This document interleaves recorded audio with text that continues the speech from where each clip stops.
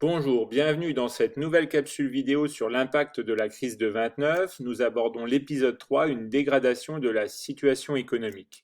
Et d'abord en grand B, donc les causes profondes de la crise de 29, c'est-à-dire une des premières crises de surproduction de l'âge industriel, et notamment en petit 1, la baisse des prix agricoles qui s'explique par cette surproduction. Donc depuis la fin du 19e siècle, vous l'avez vu l'an dernier, il y a une mécanisation de l'agriculture, ce qui explique et ce qui permet une augmentation de la production agricole. Mais cette mécanisation et cette augmentation de la production croît plus vite que la consommation. Le résultat, c'est que les prix agricoles sont en chute libre. Et donc, les revenus des agriculteurs sont à la baisse. Les agriculteurs qui se sont endettés pour acheter ces machines se retrouvent dans l'incapacité, pour une partie, de rembourser leurs crédits et il y a de nombreuses faillites. Donc voilà le premier point de faiblesse de l'économie bien avant la crise financière de 1929. Deuxième faiblesse de l'économie, c'est le secteur industriel qui est en perte de vitesse.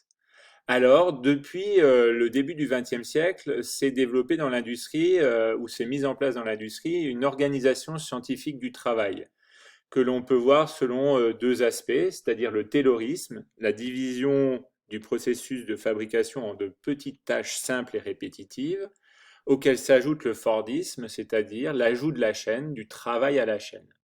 La conséquence de cette organisation scientifique du travail, c'est une augmentation de la production industrielle accompagnée d'une baisse des prix à la consommation.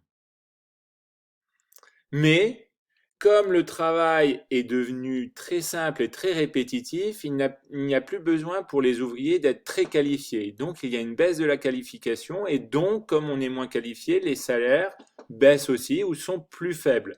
Si on accepte le cas de Ford qui payait assez bien ses ouvriers. Donc voilà, avec des revenus en baisse, eh bien la classe populaire est obligée pour consommer à avoir recours au crédit à la consommation.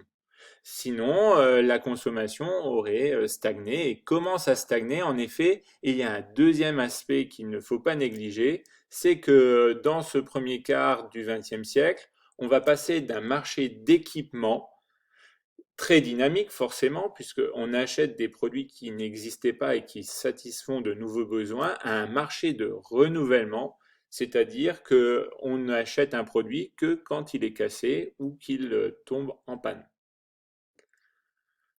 Voilà, êtes-vous capable de présenter la dégradation de l'économie qui précède la crise de 29?